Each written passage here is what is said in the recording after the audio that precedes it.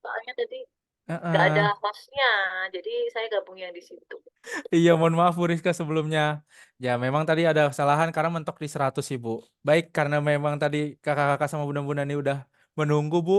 Kalau begitu langsung saya buka aja ya Bu ya. Oke. Baik, terima kasih Bu Rizka. Bismillahirrahmanirrahim. Assalamualaikum warahmatullahi wabarakatuh.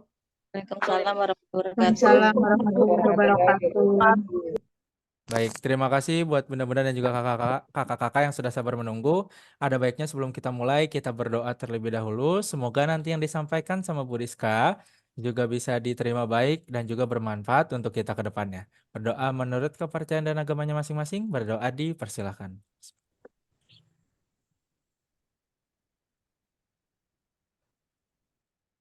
Berdoa selesai. Kalau begitu sedikit yang tadi sudah saya sampaikan, selebihnya kakak-kakak dan bunda-bunda juga udah kenal juga kan sama saya. Kalau begitu saya izin berikan terlebih dahulu kepada Bu Rizka. Mungkin ada yang ingin disampaikan Bu sebelum kita masuk ke topik pembahasan kita pada malam hari ini. Silahkan Bu Rizka.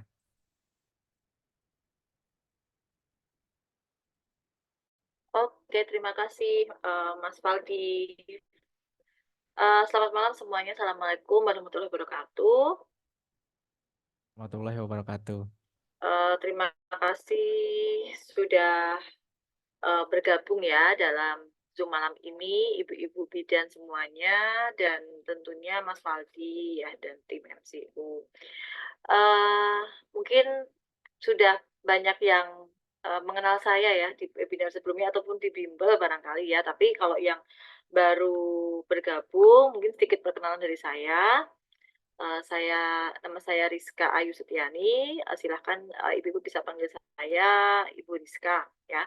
Untuk pada malam hari ini kita akan judulnya sebenarnya webinar ya, tapi nanti kita akan diskusi saja ya Bu ya. Jadi lebih banyak keaktifan dari ibu-ibu juga nanti gitu.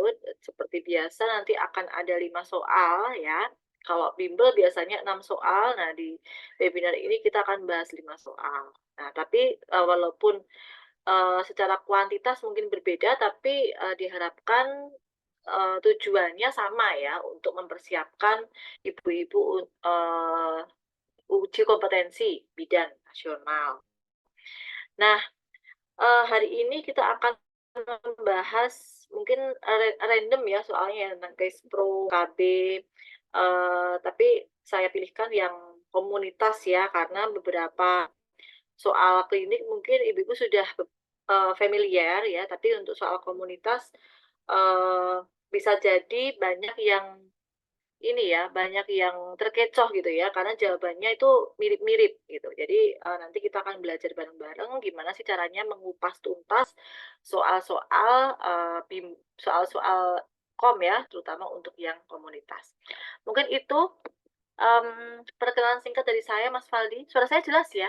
Jelas Bu Rizka, aman. Oke, Soalnya saya izin share screen ya. oke, siap Bu Rizka. Sambil dilanjut, ini teman-teman sekali lagi saya ingatkan, khawatirnya nih yang nggak kedengaran suaranya itu audionya belum di-join gitu. Jadi masih ke live audio, belum bergabung dengan audio sehingga nggak kedengeran dari suara Bu Rizka ataupun suara saya. Atau memang dari device-nya yang lupa gitu dinaikkan volumenya atau memang suaranya memang kecil gitu. Jadi disarankan untuk menggunakan headset ya. Silakan Bu Rizka.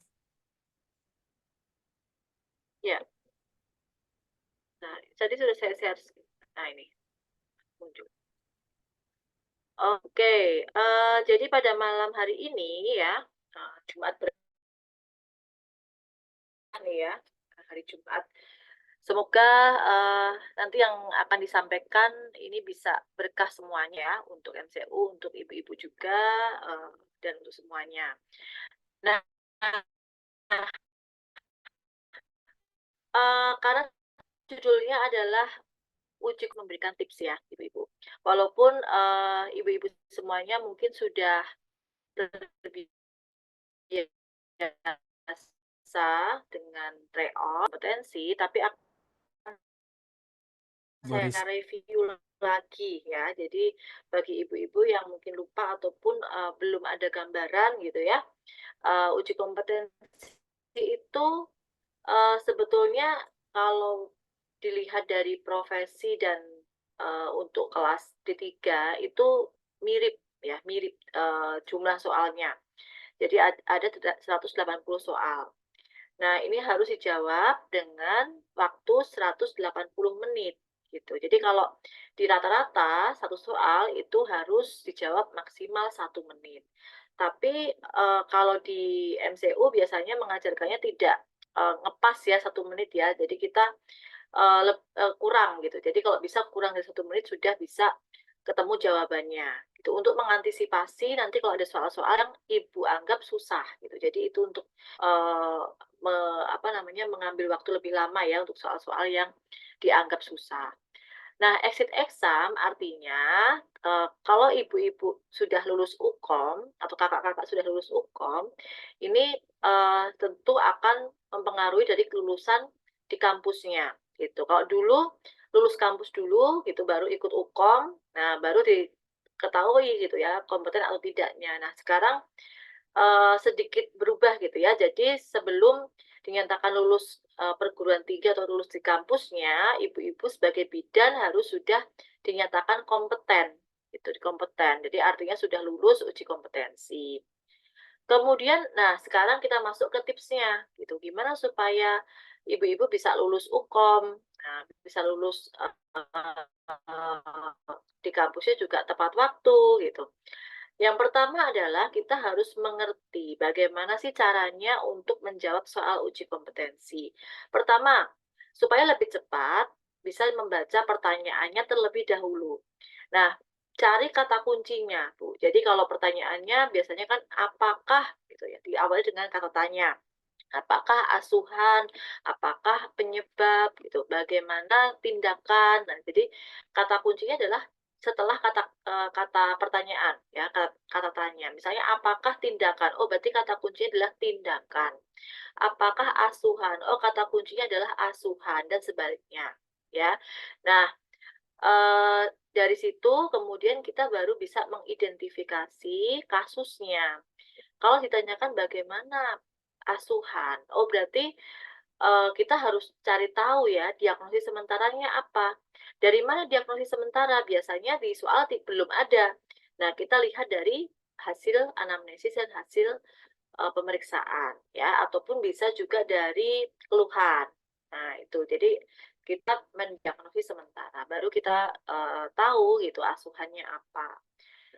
Kata kunci ya itu ya namanya. Kemudian ada juga dari tempat layanan ya. Jadi berbeda tempat layanan misalnya di PMB, di rumah sakit ataupun di puskesmas itu akan berbeda dari segi asuhan apa yang akan diberikan ya.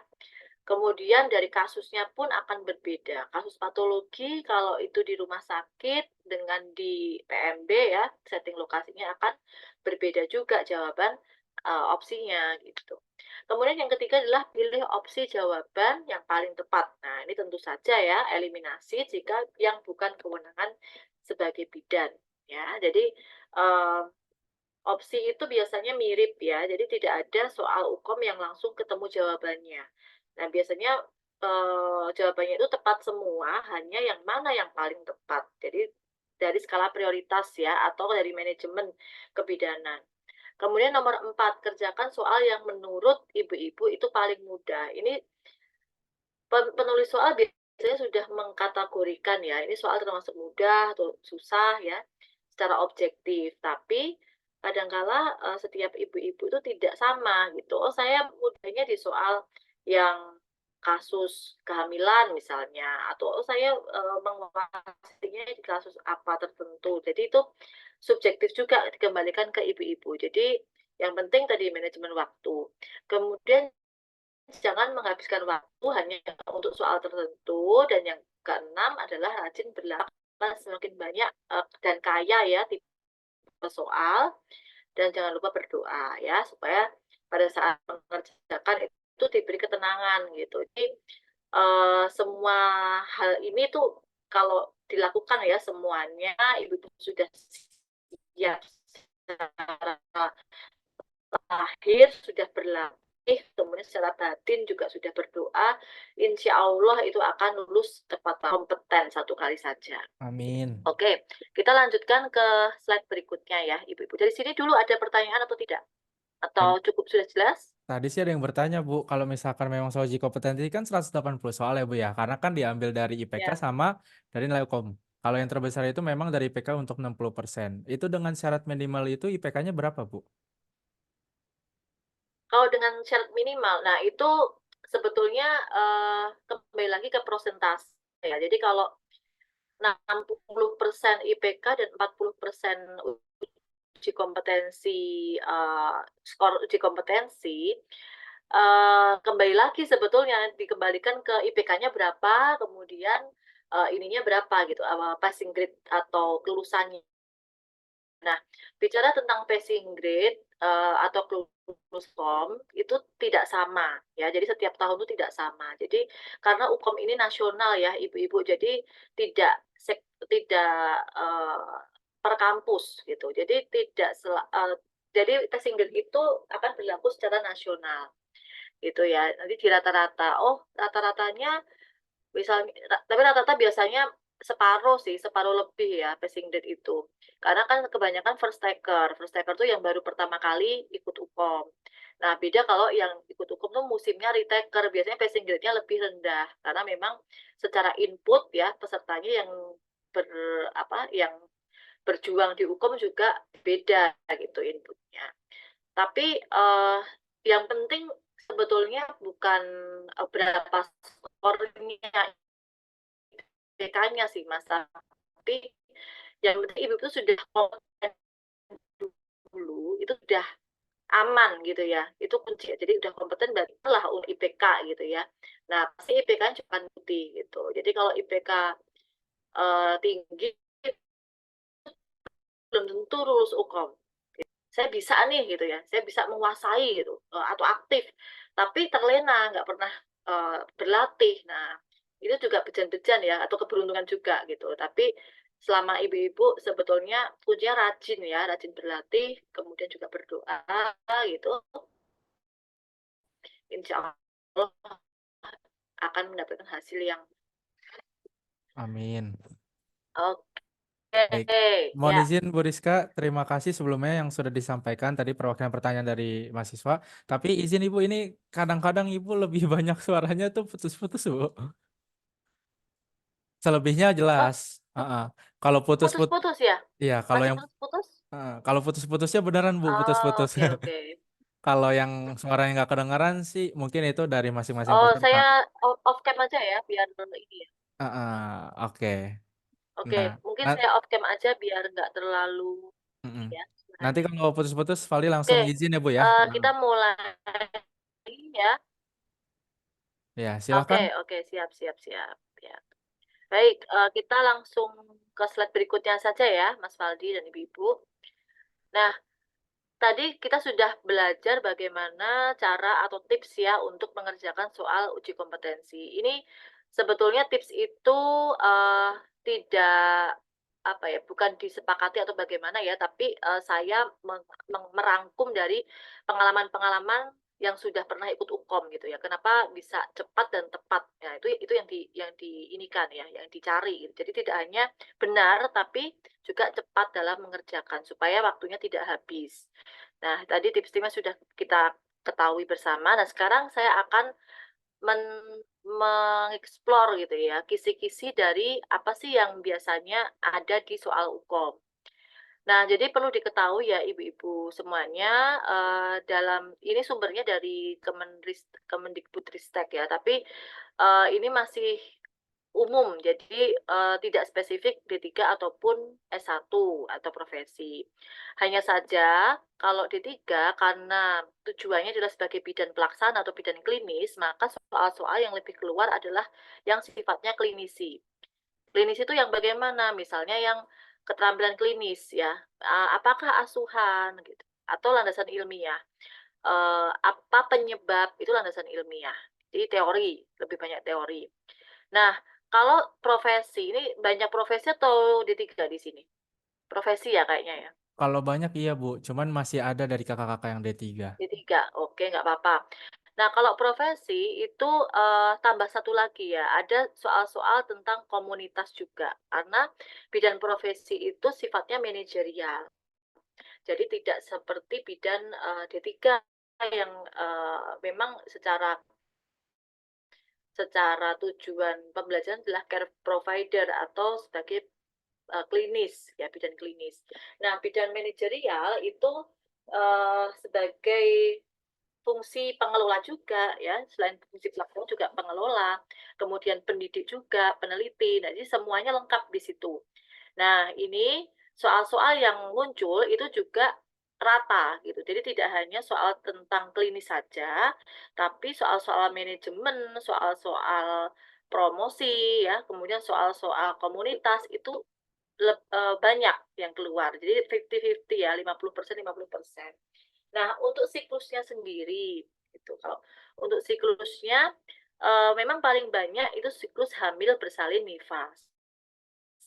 Tapi juga tidak menutup kemungkinan soal-soal dengan siklus yang lain seperti remaja, prakonsepsi, kespro ya, masa antara, dan lainnya itu juga mengambil peran yang penting ya. Jadi kita dalam soal itu ada blueprint namanya. Nah, paket soalnya tidak semuanya soal tentang kehamilan atau soal tentang persalinan, tapi rata ya ibu-ibu. Jadi dalam belajar nanti juga kalau bisa semua sudah pernah dikerjakan ya, maksudnya sudah pernah dengan kasus remaja, dengan kasus prakonsepsi juga gitu supaya ada gambaran.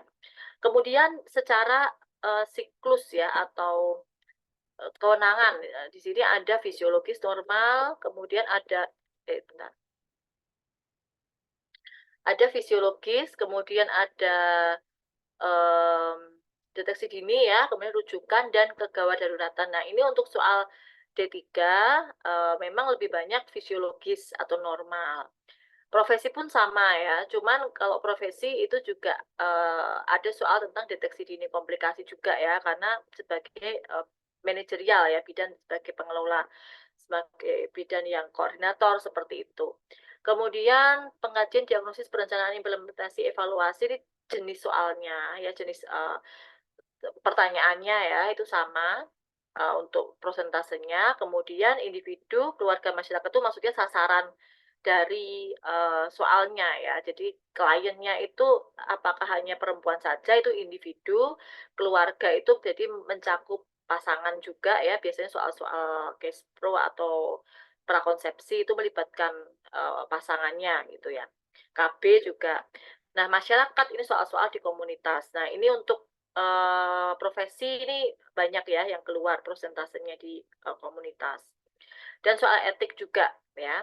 Kemudian untuk yang selanjutnya ini setting lokasi ya. Untuk setting lokasi sebetulnya paling banyak memang komunitas dan klinik ya, tapi rumah sakit tidak terlalu banyak karena memang secara kewenangan kan kita hanya sebagai kolaborator ya. Jadi atau bidan rujukan. Jadi bukan tugas mandiri kita gitu. Jadi memang tidak banyak soal-soal patologi yang keluar di situ. Oke, kita lanjutkan dulu ya ke soal. Sebelum lanjut mungkin ada yang mau bertanya dulu. Kita berikan waktu ibu-ibu bagi yang mau bertanya. Oke, silakan teman-teman, kakak-kakak dan juga bunda-bunda.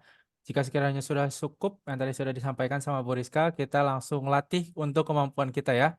Baik ini nanti untuk D3 ataupun profesi itu sama. Karena fungsinya untuk kegiatan pada malam hari ini tuh saling bertukar ilmu. Bisa dapat juga dari D3 buat kakak-kakak di profesi dan juga buat teman-teman D3 juga bisa dapat ilmu dari kakak-kakaknya yang profesi. Karena kan yang udah lebih dulu ya, lebih Betul. sering praktik. Nah, Ya, oke. betul. Nah, untuk soal yang nanti kita akan bahas, mungkin kalau biasa-biasanya webinar ada yang tanya ya.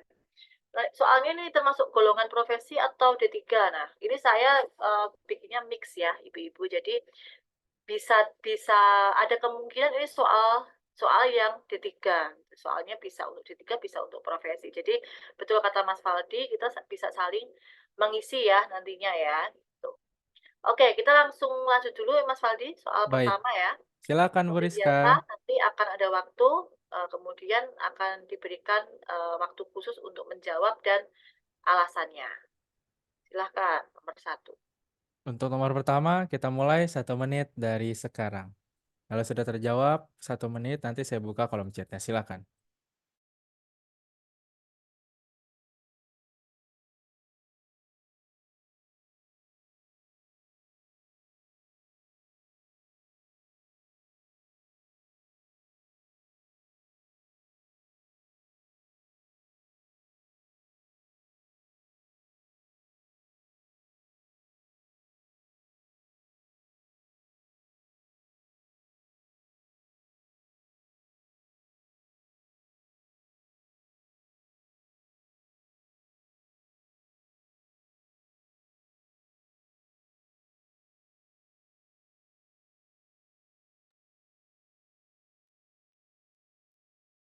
5, 4, 3, 2, 1. Oke, silakan. 10 orang. 11, 19. 700 loh. Sedikit lagi. Hampir 1000. Mana nih yang menjawab? Cuma 50. Dibuka sama Bunda atau Kakak Yayang Ramada Sari. Dengan opsi jawaban E, di bawahnya ada Kak Mariani dengan opsi jawaban A. Berarti A sama E nih yang keluar. Oke, ayo terus semuanya. A sama E, walaupun saya melihat masih mendominasi dengan opsi jawaban yang E. Apakah benar jawaban yang E? Atau justru malah yang A? Kalau begitu saya izin untuk perwakilan dari nomor yang pertama kepada Bunda Paina. Silahkan boleh diberikan alasannya kenapa dan jawabannya apa yang sudah dipilih Bunda. Silahkan. Terima kasih atas waktu yang diberikan pada saya. Di sini saya mengambil clue bahwa diagnosanya anemia ringan. Dan penyebabnya mayoritas remaja itu menjalani diet yang salah menurut saya. Jadi bidan melakukan intervensinya untuk menangani masalah tersebut ya yang E, Mas. Jadi melakukan penyuluhan tentang diet sehat untuk remaja. Karena dari clue di atas itu sebetulnya cuma remaja ini menjalani dietnya itu tidak benar. Menurut saya seperti itu. Maaf Mbak Rizka kalau salah. Terima kasih. Oke, siap. Terima kasih Bu Paina. Kalau begitu mohon izin Bu Rizka tadi untuk opsi yang E, apakah sudah cukup atau gimana nih Bu? Silakan Bu Rizka. Oke, ya. Jadi tadi Ibu Painah menjawab D ya. Yang E Bu. Sorry, melakukan penyuluhan tentang diet sehat untuk remaja.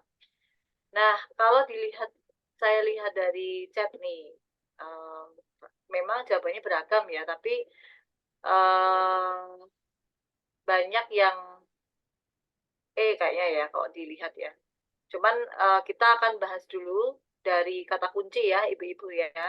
Nanti kita akan lihat pembahasannya. Nah, yang pertama kita akan melihat dari kata kunci pertanyaan. Apakah asuhan? Berarti kata kunci pertanyaannya adalah asuhan ya. Nah, berarti kalau ditanyakan asuhan, yang kita cari adalah dari kasus ini apa sih keluhan gitu atau kasusnya itu apa? Intinya itu apa?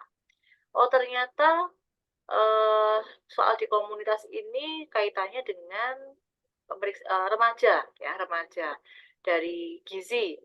Isunya tentang gizi. Kenapa? Karena kaitannya dengan diet ya. Nah, kasus yang terjadi apa? Oh, ada anemia ringan. 50% perempuan mengalami anemia ringan. Kemudian di sini juga sudah tertulis penyebabnya ya. Penyebabnya karena mayoritas remaja menjalani diet agar memiliki tubuh yang kurus. Nah, jadi sebetulnya di dalam kasus ini sudah jelas adanya kasus anemia ringan karena banyaknya remaja yang menjalani diet ya. Nah, berarti kan kaitannya dengan gizi. Di sini tertulis di kalimat terakhir ya, sebagai pendidik, bidan hendak melakukan intervensi. Jadi kata kunci yang ketiga adalah tugas bidan sebagai pendidik. Maka asuhan yang kita berikan adalah yang sesuai dengan kata kunci yang terakhir, yaitu bidan sebagai pendidik. Ya. Nah, kalau kita lihat di dalam opsi-opsinya, kalau kita tidak mencermati kata kunci yang terakhir sebagai pendidik, maka ibu-ibu akan bingung. Karena kelima opsinya ini bisa dilakukan oleh bidan. Ini yang saya maksud mengapa soal hukum itu semua opsinya jawabannya benar. Ya, tapi ibu-ibu harus menjawab yang paling tepat. Pasti akan ada kata kuncinya yang menjurus ke jawaban yang paling tepat. Nah, sebagai pendidik, maka kita pilih ya mana opsi yang bisa dilakukan bidan sebagai peran, ya dalam perannya sebagai pendidik. Kalau yang A, memberikan tablet FE, ini bukan sebagai pendidik ya ibu-ibu, tapi sebagai pelaksana. Ya, kenapa sebagai pelaksana? Karena memberikan terapi. Ya, kemudian yang B, menganalisis hasil pengkajian secara mendalam.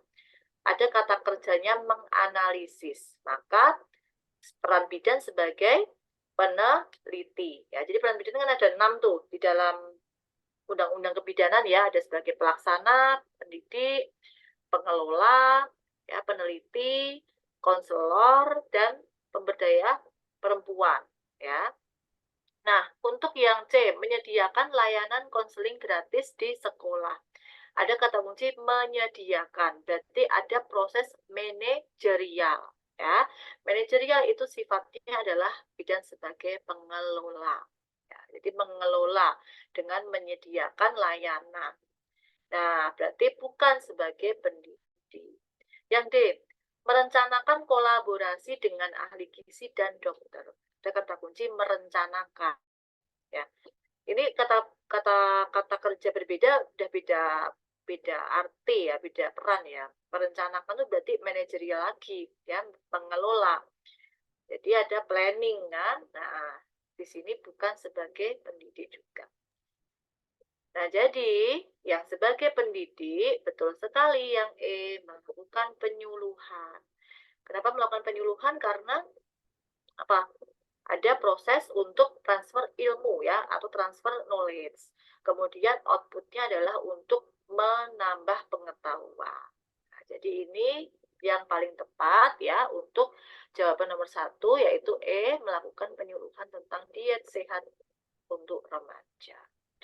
Oke, Ibu-Ibu, gimana? Sudah jelas untuk soal 1?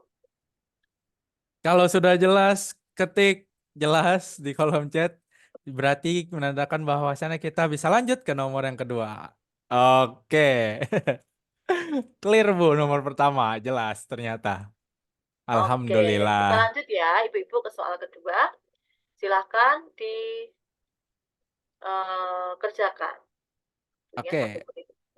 Silakan mudah-mudahan kakak-kakak 1 menit dari sekarang.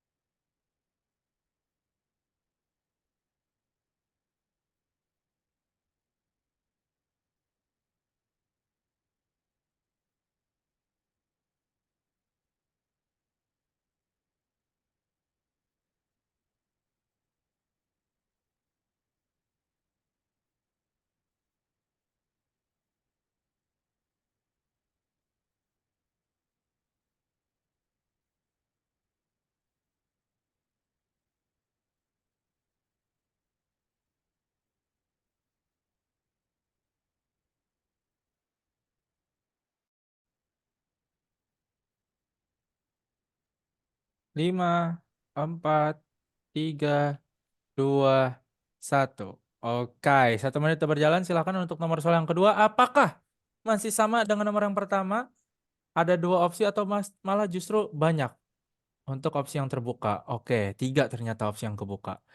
Dibuka sama kembali lagi kakak atau bunda Yayang, Ramada, Sari dengan opsi jawaban yang B, bawahnya Kak Desi dengan jawaban yang D, B sama D nih.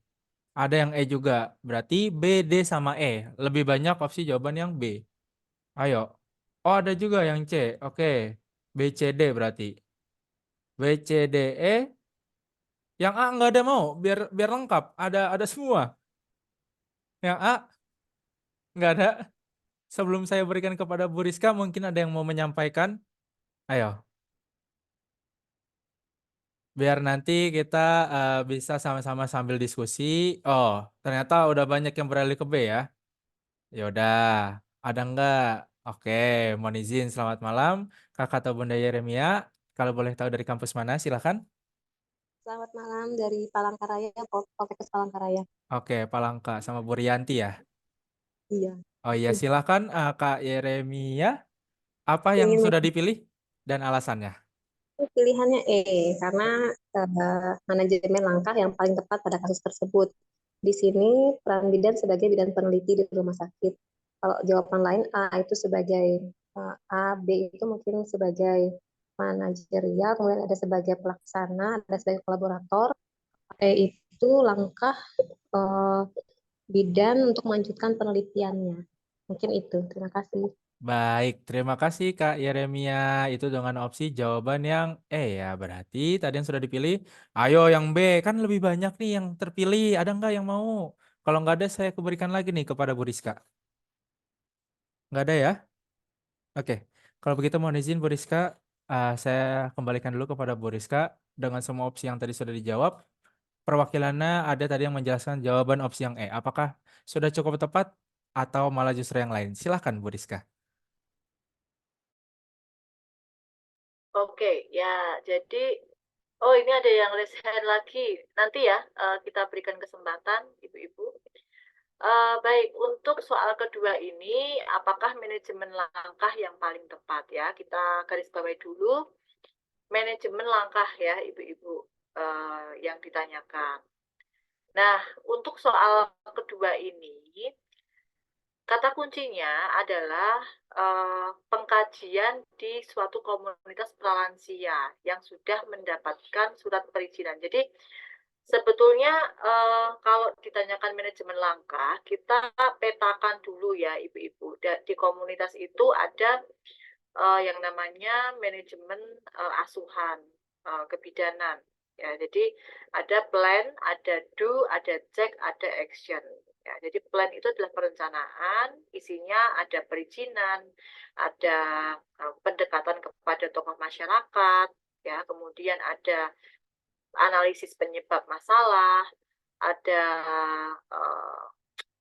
FGD ya di situ perencanaan. Kemudian do itu adalah implementasi program ya. Jadi dari hasil perencanaan kemudian disepakati ya hasilnya apa, kemudian dilaksanakan. Nah, di implementasi. Kemudian cek itu adalah evaluasi ya, evaluasi dari program apakah sudah sesuai dengan kebutuhan masyarakat ya, apakah sudah sesuai dengan perencanaan dan lain sebagainya. Nah, kemudian hasil dari evaluasi akan ditindaklanjuti dengan action. Ya, action ini memperbaiki ya dari evaluasi hasil evaluasi yang sudah dilakukan dari program yang sudah berjalan. Nah, dari sini kita petakan dulu Ibu-Ibu ya. Di sini bidan sudah melakukan pengkajian ya, sudah mendapat perizinan. Itu yang pertama. Kemudian sudah dilakukan asesmen sementara. Survei ya, survei. Kenapa saya sudah bisa menyimpulkan sudah ada survei? Karena sudah ada hasil didapatkan pasangan pralansia ada keluhan jika sakit saat berhubungan seksual dan sering susah tidur. Berarti ada ini ya penyebab ya kenapa atau keluhan lah ya, keluhan di atau masalah di komunitas pralansia. Jadi sudah ada asesmen yang sudah dilakukan bidan. Kemudian ada juga data ya yang sudah didapatkan yaitu umurnya. Nah, bidan ingin melakukan intervensi. Nah, jadi kalau disimpulkan di sini bidan sudah mendapatkan perizinan, bidan sudah melakukan asesmen, ya sudah melakukan survei. Kemudian apa yang harus dilakukan selanjutnya itu pertanyaannya ya. Jadi yang ditanyakan tentang manajemen langkah itu adalah langkah selanjutnya dari yang sudah dilakukan oleh bidan. Jadi mentoknya ini sudah ada asesmen. Maka setelah asesmen apa gitu ya? Oke, kita lihat dari opsinya. Kalau kita A ya, penjadwalan senam lansia, maka kurang tepat Ibu-ibu. Kenapa? Karena asesmen ini masih kurang gitu. Kalau kita langsung menjadwalkan senam lansia, ini ada yang missing gitu ya. Kenapa? Karena kita belum menanyakan kebutuhan ibu itu komunitas ini tentang apa. Apakah senam lansianya, apakah gizinya atau apa gitu yang bisa mengakomodasi atau menyelesaikan masalah dari keluhan itu. Kan belum tentu senam lansia ya, karena belum ada kesepakatan. Maka penjadwalan ini belum saatnya ya, sebagai manajemen langkah selanjutnya. Kemudian B, konseling fisiologis masa pralansia. Ini juga masuknya ke langkah pelaksanaan atau program ya. Konseling fisiologis ini sudah masuk ke tindakan implementasi. Jadi ini juga kurang tepat ya. Kemudian pendekatan pada tokoh masyarakat. Nah, ini kita skip dulu ya, kita skip dulu karena ini masuknya perencanaan ya. Jadi bisa jadi Ini bisa menjadi opsi jawaban. Kemudian D, kolaborasi dengan tenaga kesehatan lainnya. Ini juga kurang tepat karena masuknya sebagai action, ya. Bisa action, bisa implementasi, ya, dari program yang sudah bukan program ya, asesmen yang sudah dilakukan, kemudian kebutuhan yang sudah ada. Nah, pendekatan kolaborasi ini bisa dilakukan dengan dalam pelaksanaan programnya atau untuk action selanjutnya setelah evaluasi. Nah, diskusi kelompok terarah dengan anggota komunitas ini juga perlu dilakukan pada tahap perencanaan, ya, untuk mengidentifikasi masalah-masalah apa yang lebih lanjut dan penyebab yang lebih dalam dari asesmen sementara. Nah, sekarang kita lihat di slide berikutnya, ya, apa yang menjadi jawaban yang paling tepat. Nah, ternyata jawaban yang paling tepat adalah E, ya, bukan C, ya. Walaupun C tadi juga perencanaan, tapi kenapa bukan C? Karena data fokusnya sudah mendapatkan perizinan.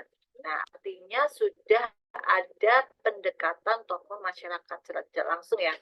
Kalau sudah ada perizinan, berarti kan sudah bisa dilakukan pengambilan data. Jadi sudah ada pendekatan ke tokoh masyarakat sebelumnya.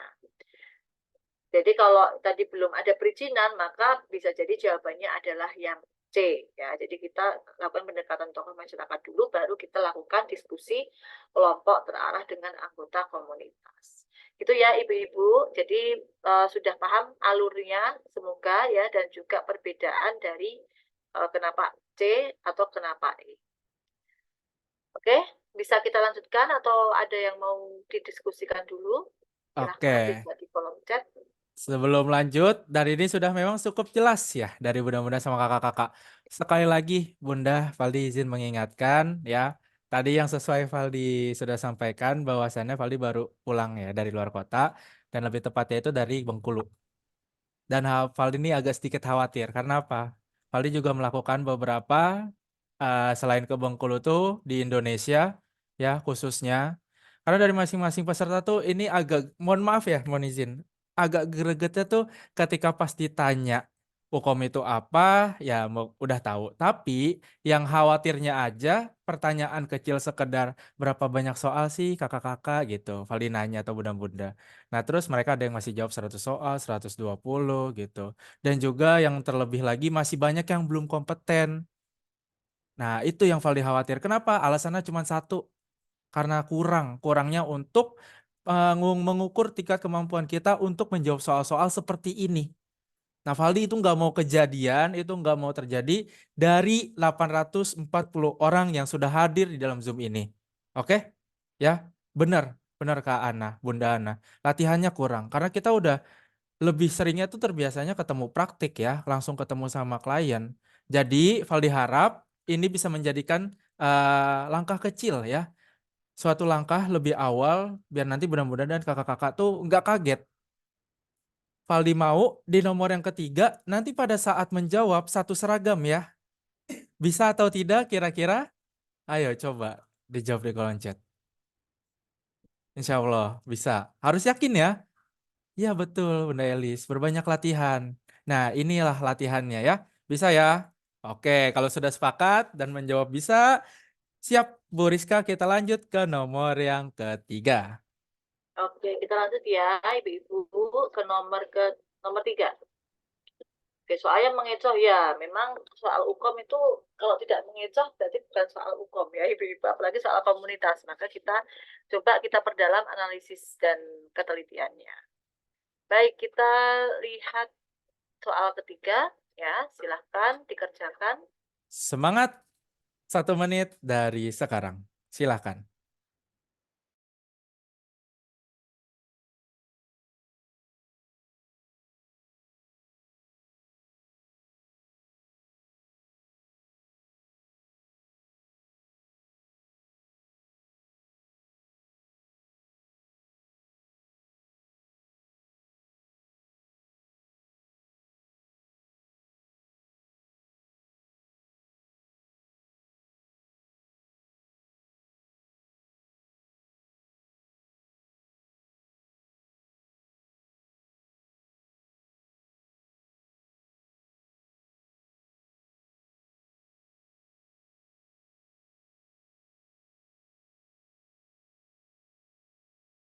5,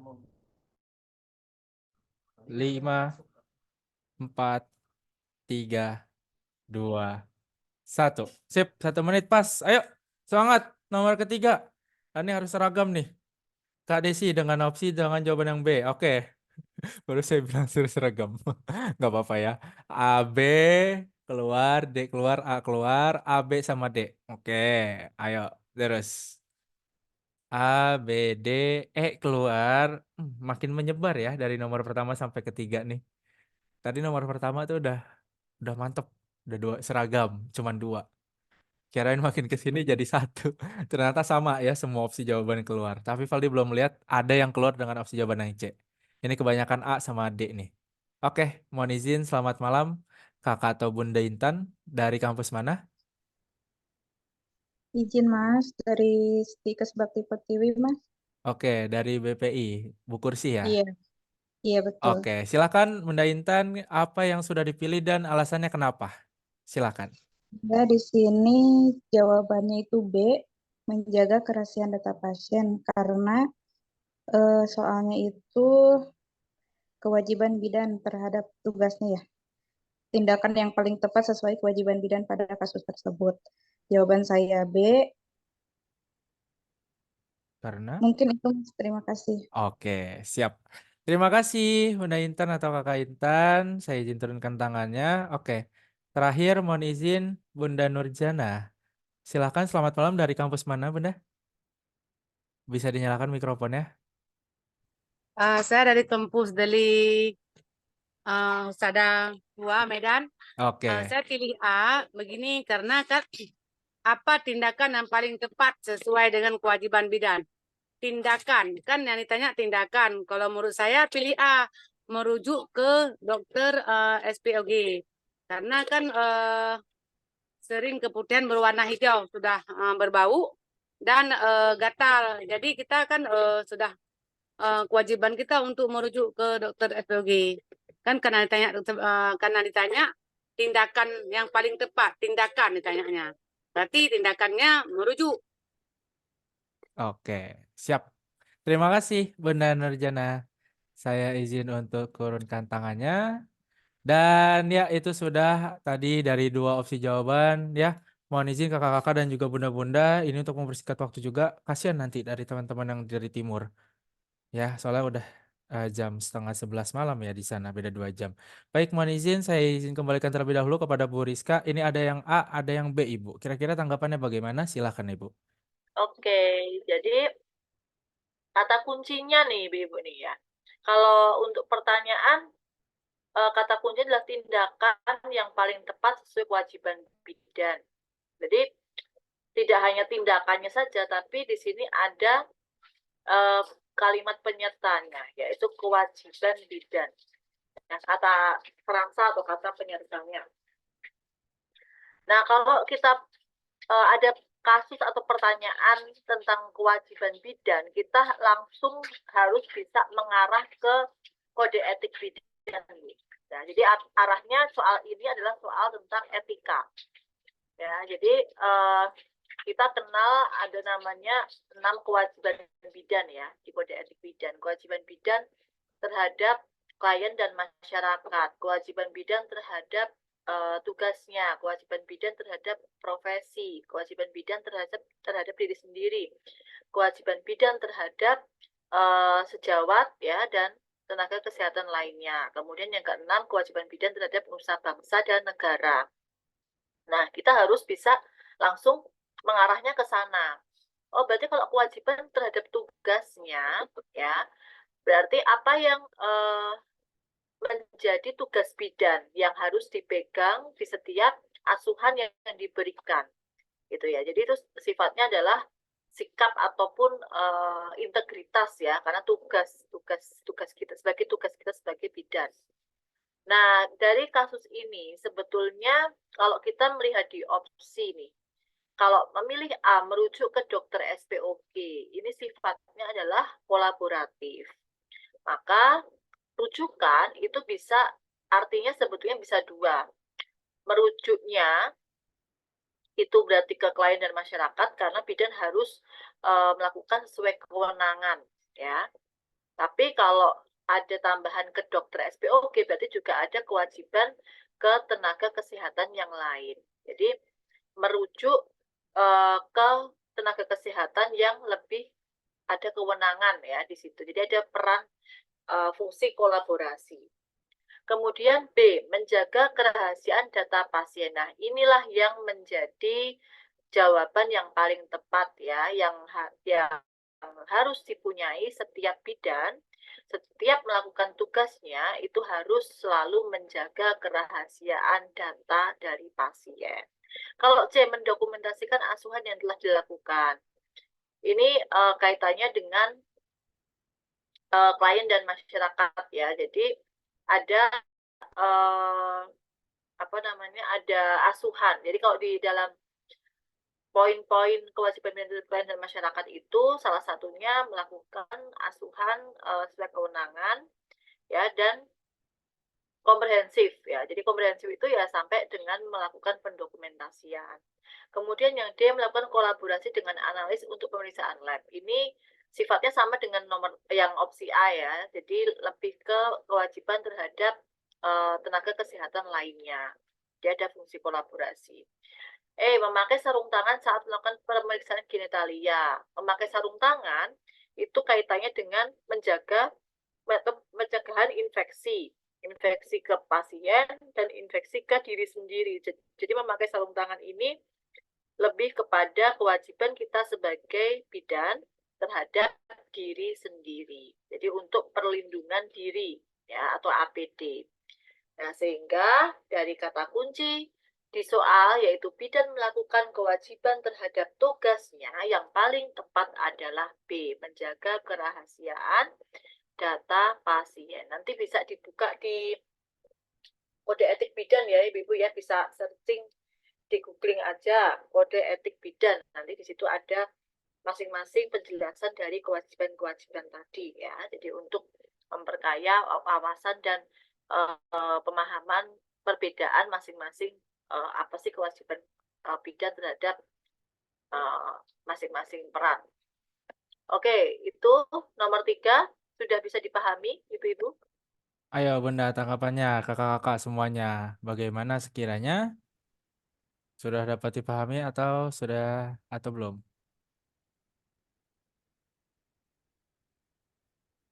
Oke, sudah dipahami berarti ya? Baik, silakan. Ayo, Valdi yakin ini pasti bunda-bunda masih bisa ya, masih bisa. Silakan kita lanjut untuk nomor yang keempat. Kita mulai 1 menit dari sekarang. Silakan. Masih ada kesempatan.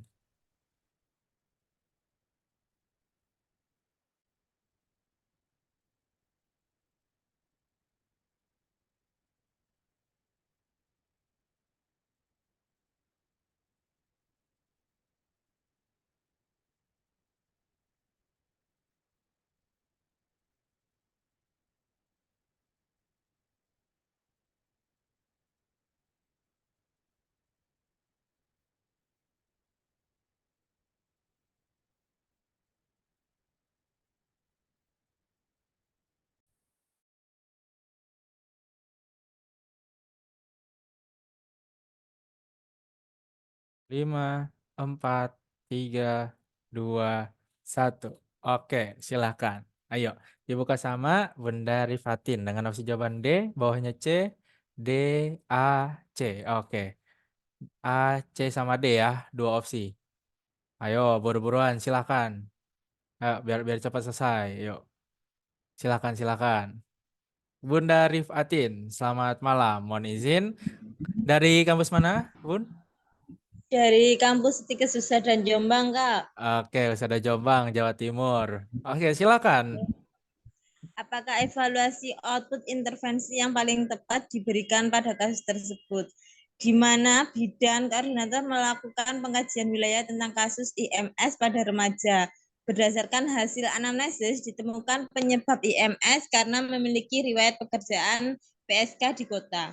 Bidan melakukan intervensi kelas edukasi remaja tentang perencanaan IMS. Jawaban saya adalah D, perubahan perilaku masyarakat. Karena evaluasi output ini seharusnya masyarakat harus memiliki perubahan perilaku karena sudah dilakukan intervensi edukasi tadi. Terima kasih, Kak. Baik, terima kasih kembali. Saya izin turunkan tangannya. Nah, berarti ini keluar yang D ya. Ayo, Kak Rina Maya. Selamat malam. Silakan, Kak Rina, Bunda Rina. Bisa dinyalakan mikrofonnya sebelum saya berikan kepada Bu Rizka untuk menjelaskan. Dari kampus mana, kalau boleh tahu, silakan. Poltekkes Kemenkes Jambi, Pak. Oke, dari Jambi. Polkes Iya. Jambi dengan opsi jawaban yang dipilih dan alasannya kenapa? Silakan. Karena di sini kan bidan melakukan intervensi kelas edukasi remaja. Kalau kelas edukasi berarti kan tentang pengetahuan. Di sini pekerjaannya tentang PSK, jadi yang diharapkan outputnya adalah pemahamannya meningkat tentang pencegahan IMS. Begitu, Pak. Baik, terima kasih Bunda Rina Mayasari. Saya izin turunkan tangannya. Duh, jadi kangen ke Jambi. Sama-sama Bu Eni, Bu Lia. Oke, mohon izin Bu Rizka, itu sudah keluar dengan 2 opsi dari A sama D. Kira-kira tanggapannya gimana Bu Rizka? Apakah sudah tepat atau malah bukan dari keduanya? Silakan Bu Rizka. Oke, terima kasih Mas Faldi. Nah, evaluasi output ya, Ibu-ibu. Jadi yang ditanyakan adalah output dari intervensi. Maka kita cari dulu nih intervensinya apa ya. Di dalam kasus ini, kasusnya mengatakan tentang infeksi menular seksual. Tapi yang perlu kita cari lagi adalah intervensi yang sudah dilakukan oleh bidan, yaitu melakukan kelas edukasi remaja tentang pencegahan IMS. Nah, ini yang menjadi kata kunci utama Ibu-ibu. Jadi kalau intervensinya adalah kelas edukasi, maka apa yang output yang terdekat yang bisa dihasilkan dari kita melakukan kelas edukasi. Jadi kelas edukasi itu kan berarti melakukan penyuluhan, melakukan konseling ya. Jadi ada transfer ilmu atau knowledge kepada pasien. Maka apa yang bisa kita evaluasi atau apa sih yang kita harapkan dari intervensi ini? Kalau ada kelas edukasi, ada penyuluhan, maka yang A atau yang D, Bu, kira-kira? Yang terdekat ya. Kalau output itu beda sama outcome. Output itu yang bisa dilihat langsung hasilnya. Ya, kalau outcome itu yang bisa dilihat setelah beberapa waktu ya. Jadi setelah output banyak ya, kemudian hasilnya adalah outcome. Nah, kalau ditanyakan outputnya, maka apa yang lebih tepat? A atau B atau C atau D atau E? Mungkin bisa salah satu nih bisa open mic. Ayo, ada yang mau bantu? Oke, Bunda Yeremia, silakan. Kalau menurut saya A, Bu, karena intervensinya kan edukasi. Jadi pemahamannya, outputnya ada pemahaman. Bisa kita ukur dengan pre-test dan post-test mungkin, Bu. Terima kasih. Nah, betul ya Ibu Yeremia. Jadi outputnya adalah pemahaman ya. Dengan ya tekniknya dengan macam-macam, bisa dengan pre-test, bisa dengan post-test ya, atau gabungan keduanya, atau bisa lisan menanyakan misalnya. Tapi intinya adalah di sini intervensinya terkait edukasi, terkait transfer ilmu yang diberikan. Maka evaluasi atau output yang langsung bisa dilihat adalah pemahamannya. Jadi kenapa bukan perubahan perilaku? Karena perubahan perilaku itu termasuk outcome. Ya, jadi bisa dilihat ketika pemahaman sudah kita ukur ya, kemudian nanti kita bisa melihat sikapnya. Nah, setelah sikapnya ada keinginan ya untuk melakukan pencegahan infeksi menular seksual, kita baru bisa mengukur perubahan perilakunya. Jadi tidak langsung itu perubahan perilaku, bisa diukur setelah kelas edukasi. Kalau keterampilan itu biasanya hubungannya dengan pemberian pelatihan, Ibu-ibu ya. Jadi misalnya pelatihan tentang pemasangan kondom atau pelatihan tentang pap smear. Nah, berarti yang dilatih bidan-bidan, maka yang dievaluasi adalah keterampilan bidan dalam melakukan pap smear, misalnya itu.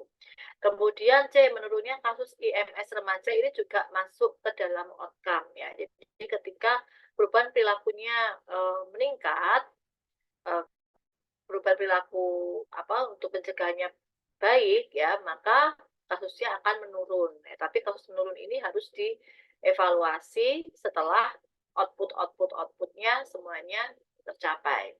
Kemudian pemberdayaan masyarakat baik, ini kalau pemberdayaan itu juga masuk ke dalam intervensi pelatihan ya. Jadi pelatihan itu bisa outputnya keterampilan, bisa memberdayakan ya. Yang tadinya misalnya nih PSK nih tidak berdaya karena tidak ada pekerja tetap gitu ya. Kemudian dilatih kewirausahaan. Nah, ini bisa diukur pemberdayaannya, itu sejauh mana kemandiriannya ya, apakah sustainable atau tidak ininya hasil bisa dimodalin gitu ya, kemudian hasilnya itu sustainable atau tidak, berjalan atau tidak ya, semakin berdaya atau tidak setelah adanya pelatihan tersebut. Itu ya ibu-ibu, jadi jawabannya adalah A. Oke, kita lihat untuk slide berikutnya ya di sini. Oke, jawaban A dan opsi yang tadi sudah kita jelaskan bersama. Baik, nomor 4, ada yang mau ditanyakan dulu? Ayo, silakan Bunda dan kakak-kakak. Sebelum kita sambut untuk nomor soal yang terakhir pada malam hari ini untuk mengukur tingkat kemampuan kita. Yuk, jelas ya. Sebelum kita next, mohon izin Bu Rizka, ini Valdi mau tanya sekali lagi. Tadi kan di nomor 2 Valdi udah tanya ya. Karena berdasarkan dengan pengalaman Valdi yang Valdi itu ke beberapa kampus dan juga melakukan survei dan juga melakukan kegiatan untuk terkait sosialisasi untuk uji kompetensi. Sekali lagi Bunda, ini Valdi izin mohon untuk dijawab menurut dengan hati masing-masing aja. Sekiranya amit-amit Bunda dan kakak, kalau misalkan kita nggak kompeten, kira-kira perasaannya gimana? Sedih atau enggak? Sedih banget. Sedih Banget. Sedih banget, Pak. Sedih banget. Iya. Sedih sekali, Pak. Oke, ya bunda-bunda udah tahu, kakak-kakak udah tahu. Tentunya yang ngerasain sedih itu bukan bunda-bunda sama kakak-kakak, ya. Valdi juga, teman-teman juga yang ada di MCU, sama juga tim dosen dengan yang sudah ketemu untuk sebagai narasumber, sebagai mengisi kegiatan seperti pada malam hari ini.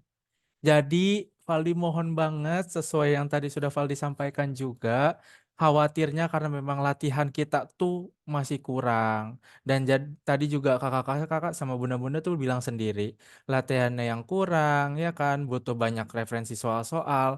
Kalau misal memang seandainya pengen berlatih soal dan memang benar-benar serius mau kompeten, Valdi cuma mau izin satu ngingetin, biasakan untuk kita melatih kemampuan kita. Seperti yang tadi sudah benar-benar sama kakak-kakak lakukan. Ya tadi udah benar nomor 1, tapi 2, 3, 4 ternyata masih banyak lagi. Yaitu karena kurangnya kita latihan soal. Jadi Valdi harap kalau misalkan memang bunda-bunda sama kakak-kakak nih serius pengen kompeten, yuk Valdi mau ajak bunda-bunda sama kakak-kakak kita bergandeng tangan. Ya kalau kompeten kan selain bunda-bunda sama kakak-kakak yang senang, ya siapa lagi? Valdi senang juga, teman-teman senang juga. Dan tim dosennya juga apalagi. Karena memang MCU itu sudah menyiapkan dosen seperti Bu Rizka tadi yang memberikan untuk kita bisa latihan-latihan soal tuh yang terpilih benar-benar ahli di bidangnya masing-masing. Karena memang kebetulan di MCU ini kami sudah membuka untuk kelas di Februari ya, pertemuan intensif eksklusif seperti yang tadi sudah disampaikan juga sama Bu Rizka. Ya contohnya juga kayak tadi ya, bunda-bunda. Seperti yang tadi itu yang disampaikan. Kalau misalkan memang ada yang pengen ikut silahkan. Valdi sudah berikan tata caranya, sudah berikan informasinya di kolom chat. Jadi silahkan bunda-bunda dan juga kakak-kakak ya. Kalau yang mau ikut untuk program bimbingannya, kita mulai di minggu depan hari Senin. Setiap hari Senin sampai hari Rabu. Oke? Jadi itu ingat semua akan bisa karena terbiasa. Jadi kalau misalkan memang bunda-bunda atau kakak-kakak khawatir, ya, yaitu contoh membedakan antara orang sukses sama orang gagal sih gampang ya. Ya kalau misalkan orang sukses ya dari sekarang aja. Kalau orang gagal ya udah nanti-nanti aja dulu. Ya itu semua dari bunda-bunda atau kakak-kakak yang menentukan. Oke? Tadi kalau misalkan ada yang bertanya biayanya berapa, ini Bunda untuk biayanya. Ada 3 kelas yang sudah dibuka ya. Ada 129, ada 179 sama 229. Mau lebih terbiasa, mau lebih mendapatkan referensi banyak soal, boleh. Eksklusif silakan. Ya, ada 12 kali, satu kalinya ketemu 6 soal. 6 soal dikali 12, yaitu ada berapa? 72 soal yang sudah didapatkan. Nah, terus lanjut lagi, ada tryout-nya free. Setelah selesai ada pembahasan, ada hasilnya juga. Bisa nggak dipakai buat belajar? Bisa. Mau di print boleh nggak? Boleh. Tapi makin banyak lagi, mau ikut yang kelas silver juga boleh. Udah 12 kali ketemu, Senin sampai Rabu. Dijelasin juga sama dosennya seperti tadi. Mau ikut tryout-nya, bisa latihan ada 2 kali. Mas, emang kalau tryout di luar bisa nggak? Sebenarnya bisa, tapi kembali lagi. Sepengetahuan Valdi, sekali ikut tryout aja ada yang 129.000. Ada yang sampai 300.000. Itu cuma sekali tryout. Pembahasan ada yang dikasih, ada yang enggak.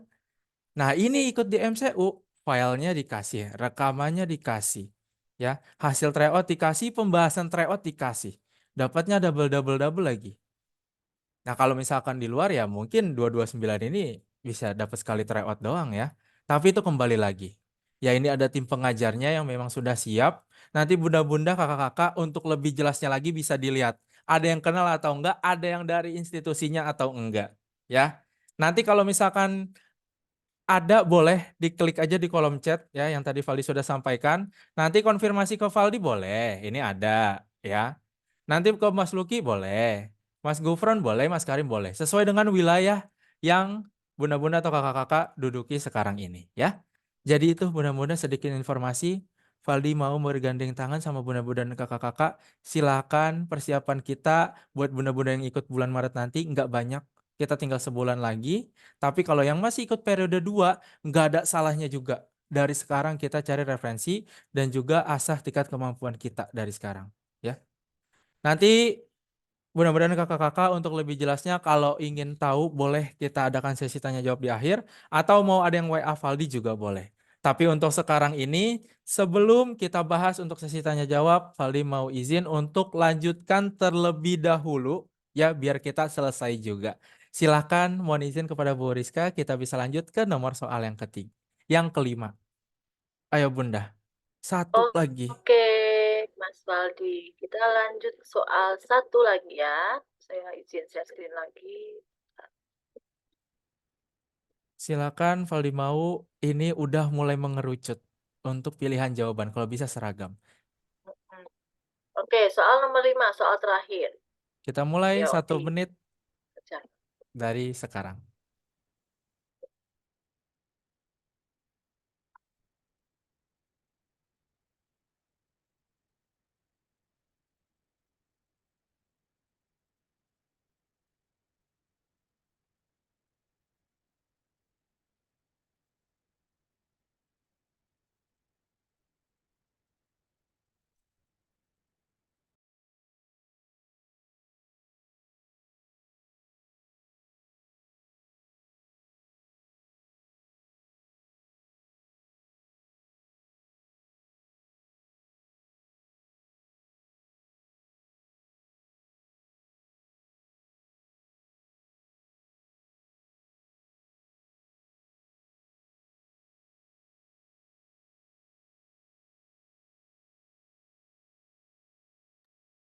Lima, 4, 3, 2, 1.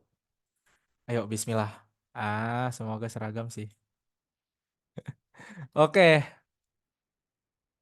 menutup perjumpaan kita pada malam hari ini. Sama seperti untuk nomor yang pertama, ada 2 opsi yang keluar, C sama E. Alhamdulillah, ya udah mulai mengerucut. Oke.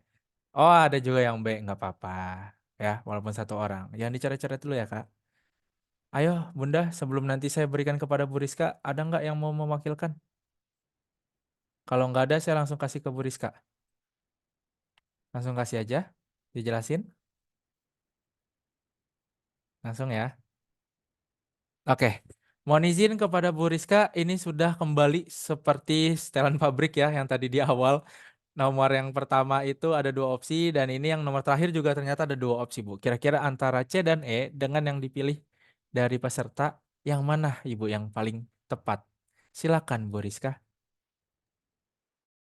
Oke, jadi soal nomor 5 ini ditanyakan peran bidan ya, peran bidan. Nah, untuk nomor 5 ada kasus dengan diabetes mellitus pada premenopause. Nah, di sini ada penyebab ya dari kasus diabetes mellitus ini. Penyebabnya adalah kebiasaan masyarakat yang menyukai makanan dan minuman manis. Jadi, kalau kita ditanya dalam sebuah komunitas, ya dalam kasus komunitas, peran atau asuhan atau intervensi yang harus dilakukan itu akan berbeda-beda intervensinya sesuai dengan kebutuhan atau masalah ya, masalah penyebabnya. Jadi bisa jadi diabetes mellitus misalnya penyebabnya bukan kebiasaan, misalnya penyebabnya kaitannya dengan ini sosial ekonomi misalnya, itu akan berbeda dengan ketika ininya penyebabnya adalah kebiasaan. Jadi kalau kebiasaan itu kan hubungannya dengan perilaku ya, konsumtif, perilaku kesehatan. Maka kalau dengan perilaku tadi kita harus mencari intervensi yang bisa untuk mengarah kepada perubahan perilaku gitu. Jadi bukan outputnya harus sesuai gitu ya. Nah, di antara intervensi-intervensi ini mana yang bisa atau peran bidan ini mana yang bisa untuk mensubstitusi dari kebiasaan yang sudah ada, yaitu menyukai makanan dan minuman yang manis. Kalau A, pemeriksaan gula darah, ini hanya sifatnya adalah untuk deteksi dini. Ya, untuk asesmen, untuk deteksi dini, tapi tidak untuk mengatasi masalah dari kebiasaan masyarakat. Kemudian B, kolaborasi dengan ahli gizi puskesmas, ini juga kaitannya dengan manajemen ini ya, pengelolaan intervensinya gitu. Jadi kolaborasi untuk konseling misalnya gitu. Jadi hanya just kolaborasi gitu. Jadi tidak ada intervensi untuk merubah kebiasaan secara langsung. Kemudian C dan E tadi pilihan yang terbanyak ya, kita lewati dulu. D, pengaturan adanya pajak penggunaan gula. Nah, ini bisa sebetulnya untuk merubah kebiasaan, tapi sayangnya ini kurang secara etika ya, ini juga kurang baik gitu. Jadi untuk pajak ini kan sifatnya adalah program yang untuk kebijakan yang lebih tinggi gitu ya, sementara ranah bidan itu bukan sampai ke pengaturan pajak ya, kebijakan. Nah, sehingga ini kurang tepat juga untuk kita sebagai peran ya, peran kita sebagai bidan. Kemudian kalau C, penyuluhan bahaya gula untuk kesehatan. Tadi kita sudah di soal sebelumnya kita sudah belajar tentang output ya, untuk penyuluhan itu adalah pemahamannya ya. Jadi bukan ke kebiasaan atau perilaku. Jadi itu masih jauh gitu ya, kalau hanya penyuluhan kemudian langsung berubah perilakunya. Tapi kalau berubah pemahamannya, berubah pengetahuannya itu bisa gitu ya, bisa lebih baik, atau kalau tidak fokus ya sebaliknya gitu. Tapi kalau untuk merubah kebiasaan itu kurang tepat ya, penyuluhan saja itu tidak cukup untuk merubah kebiasaan masyarakat. Nah, apa yang bisa kita lakukan?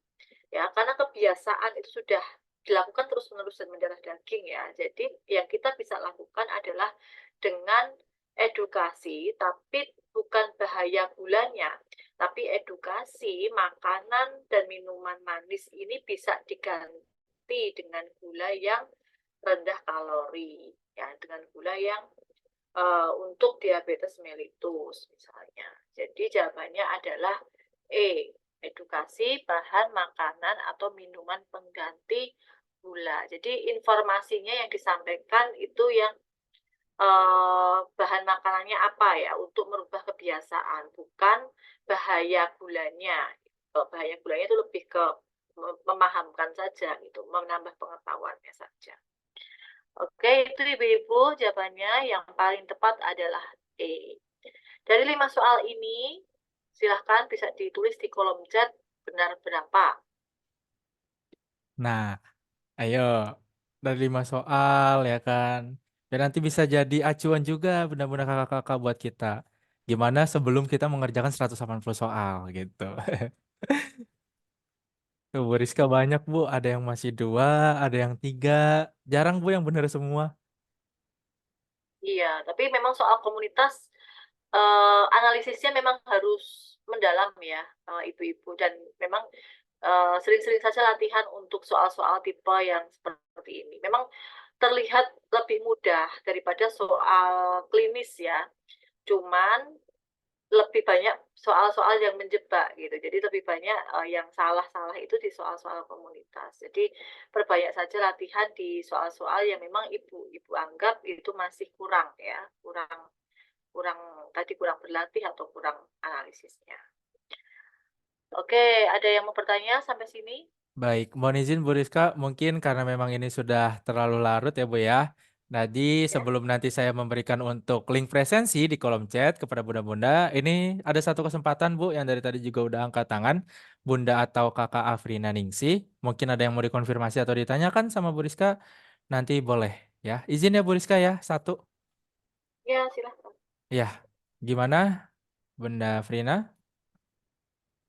Atau Kak Afrina, sebelum nanti saya berikan untuk absensinya di kolom chat. Atau kalau misalkan mungkin kepencet, saya ganti ke kakak atau Bunda Dara. Oke, saya ganti aja ya. Selamat malam kakak atau Bunda Dara Fona Rizky dari kampus. Assalamualaikum. Saya Waalaikumsalam. Dara Fana Rizky dari kampus UBBG Aceh.